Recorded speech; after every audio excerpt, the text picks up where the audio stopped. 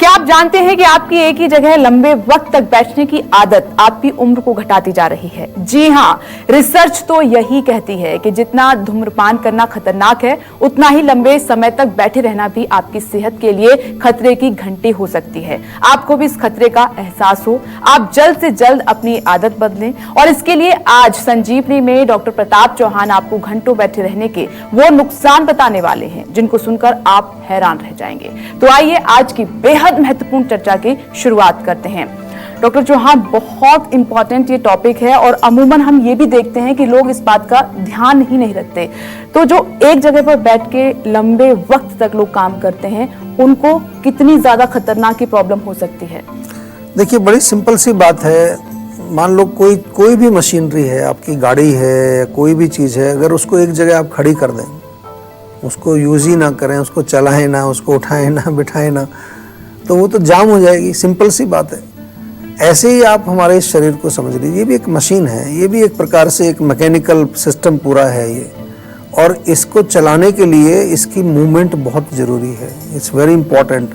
अगर हम अपनी मसल्स को मूव नहीं करते हैं, हम अपने ब्लड सर्कुलेशन को, ब्लड को मूव नहीं करते हैं अच्छी तरह से, हमारे जो अंदर के जो ऑर्गन्स हैं उनको थोड़ा बहुत हम अगर स्ट्रेच नहीं करते हैं, मसल्स को स्ट्रेच नहीं करते हैं, तो होगा क्या उससे जो है बॉडी आपकी जाम हो जाएगी। ये समझ लीजिए सिंपल भाषा में। जाम हो जाएगी क्या मतलब?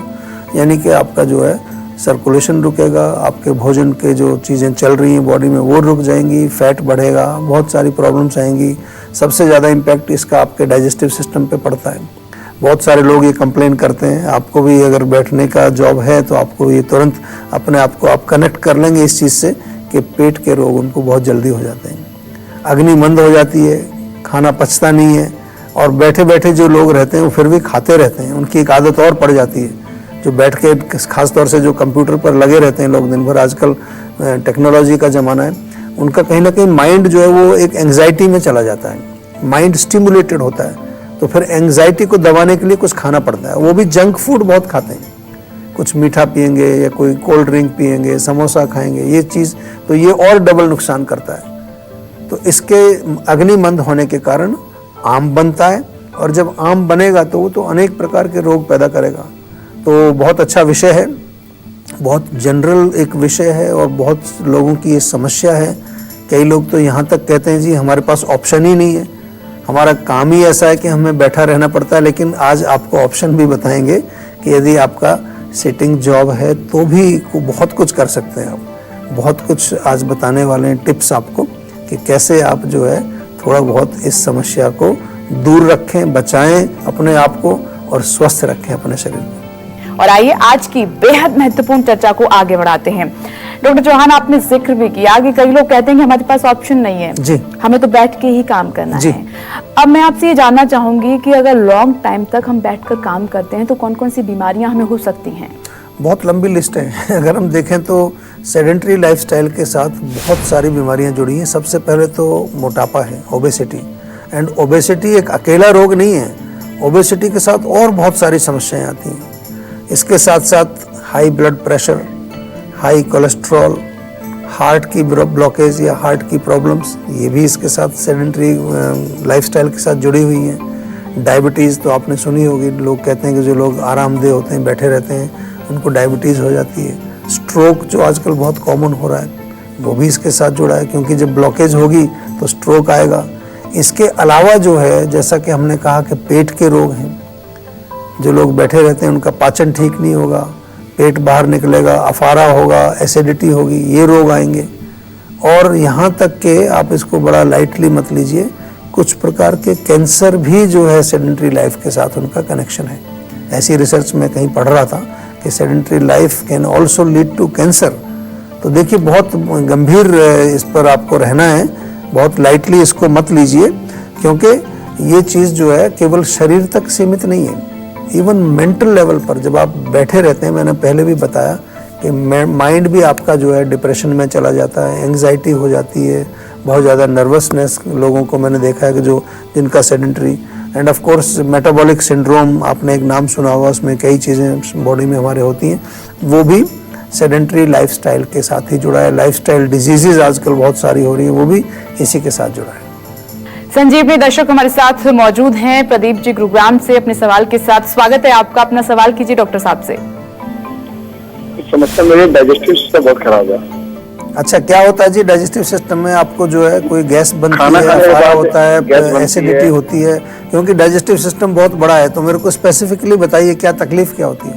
खाना खाने के बाद वॉशरूम जाना पड़ता है मोशन के लिए। अच्छा, ये एक अलग समस्या है। देखिए, ये मैंने इसलिए आपसे प्रश्न पूछा कि जब लोग आते हैं हमारे पास तो सीधा सा एक चीज़ बोलेंगे जी मेरा पेट खराब है। अब हमें क्या पता चला पेट खराब से क्या मतलब है?